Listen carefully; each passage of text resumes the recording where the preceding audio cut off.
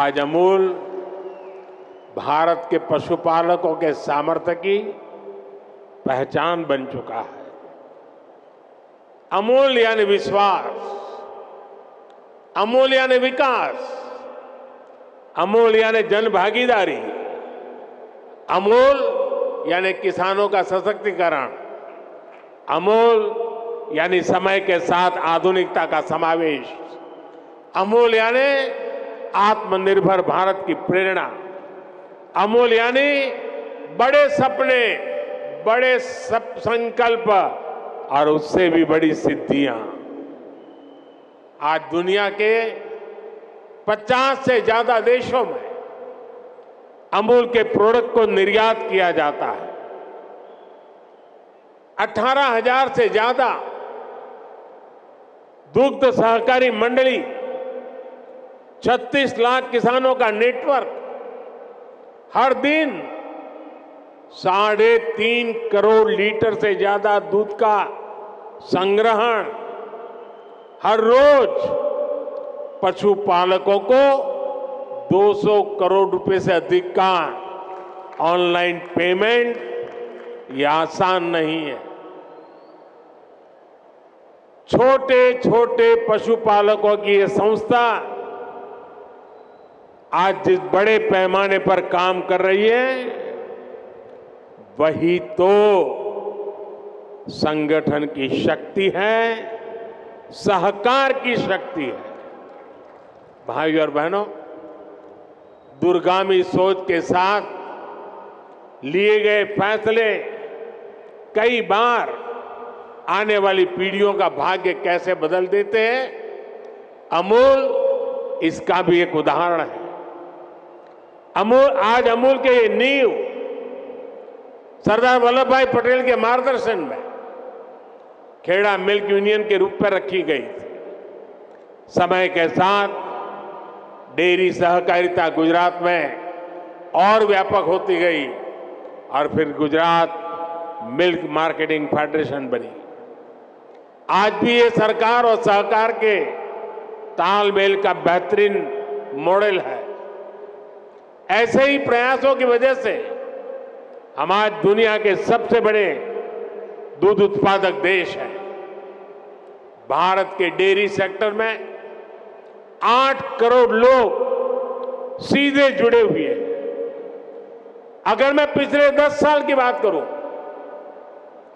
तो भारत में दूध उत्पादन में करीब करीब 60% वृद्धि हुई है। पिछले 10 वर्षों में प्रति व्यक्ति दूध उपलब्धता भी करीब करीब 40% बढ़ी है। दुनिया में डेयरी सेक्टर सिर्फ 2% की दर से आगे बढ़ रहा है, जबकि भारत में डेयरी सेक्टर 6% की दर से आगे बढ़ रहा है। साथियों, भारत के डेयरी सेक्टर की एक सबसे बड़ी विशेषता है जिसकी उतनी चर्चा नहीं होती। आज इस ऐतिहासिक अवसर पर मैं इस विषय पर भी विस्तार से चर्चा करना चाहता हूं। भारत में 10 लाख करोड़ रुपए के टर्नओवर वाले डेयरी सेक्टर की मुख्य कर्ता धर्ता देश की नारी शक्ति है, हमारी माताएं हैं, हमारी बहनें हैं, हमारी बेटियां हैं। आज देश में धान, गेहूं और गन्ने को भी मिला दें तो भी इन फसलों का टर्नओवर 10 लाख करोड़ रुपए नहीं होता, जबकि 10 लाख करोड़ टर्नओवर वाले डेयरी सेक्टर में 70% काम करने वाली हमारी माताएं, बहनें, बेटियां हैं। भारत के डेयरी सेक्टर की असली रीढ़, असली बैकबोन यही महिला शक्ति है। आज अमूल सफलता की जिस ऊंचाई पर है, वो सिर्फ और सिर्फ महिला शक्ति की वजह से है।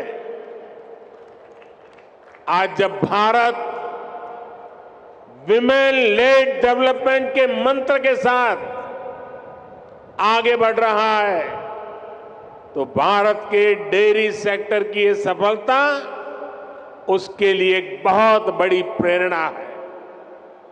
मैं मानता हूं कि भारत को विकसित बनाने के लिए भारत की प्रत्येक महिला की आर्थिक शक्ति बढ़नी उतनी ही आवश्यकता है।